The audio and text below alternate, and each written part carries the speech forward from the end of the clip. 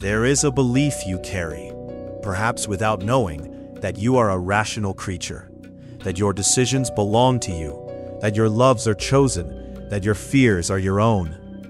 This belief, Prince will say this clearly, is the most dangerous thing about you. Because the architects of influence have known for centuries what neuroscience only recently confirmed. The self is porous, and a porous self can be entered.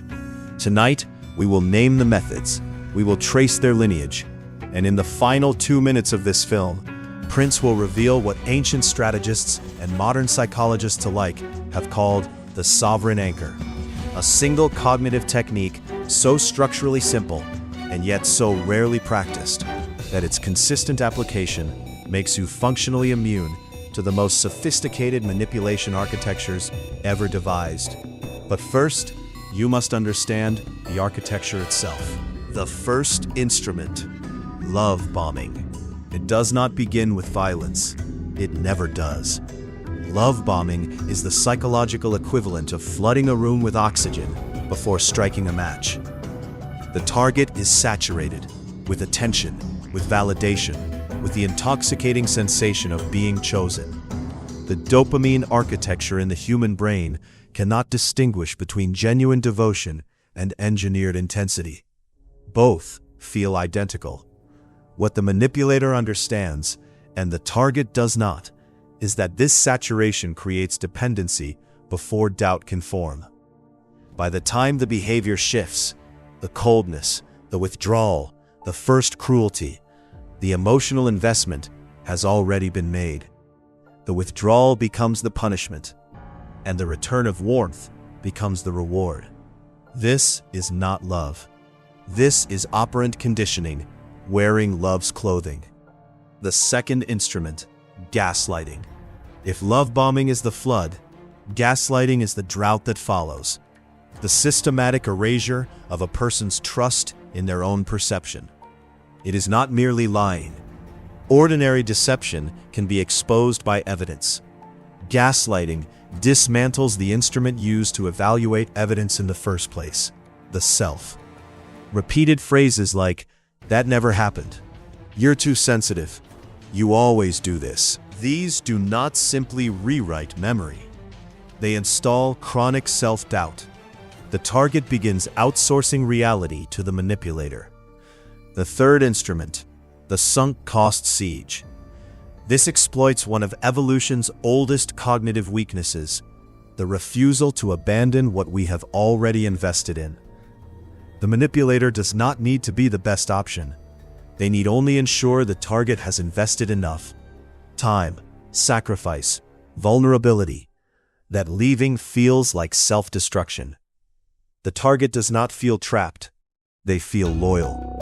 And that substitution is the exact moment the siege succeeds. History offers many architects of psychological warfare. Few rival Cardinal Richelieu. Richelieu governed not through force, but through the management of fear and desire. He made kings dependent. He destabilized courts through uncertainty. He made nobles complicit before they realized the cost. He did not cage people. He made them build the cage themselves. Shield 1. The pattern interrupt. When intensity arrives before trust has been earned through time, treat excess as data, not affection. Intensity is not proof of depth. Often, it is proof of urgency. And urgency is the manipulator's timetable, not yours. Shield 2. The reality ledger. Write down significant interactions, dates, words spoken, decisions made. Memory can be contested. Documentation cannot. Shield 3. The exit calculus. Do not ask, "How much have I already given?" Ask, "If I entered this situation today, knowing all I know now, would I still choose it?" If the answer is no, the sunk cost is not a reason to stay. It is only evidence of what you have already survived. Shield 4. The sovereign circle.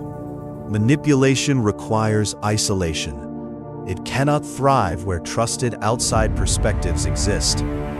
The people who knew you before the distortion began, those with no agenda, are structural defenses of your psychological sovereignty. Protect them. And now, the sovereign anchor. Every morning, before the world defines your day, spend 3 minutes answering one written question. What do I actually believe, and why, independent of what anyone else has told me to believe?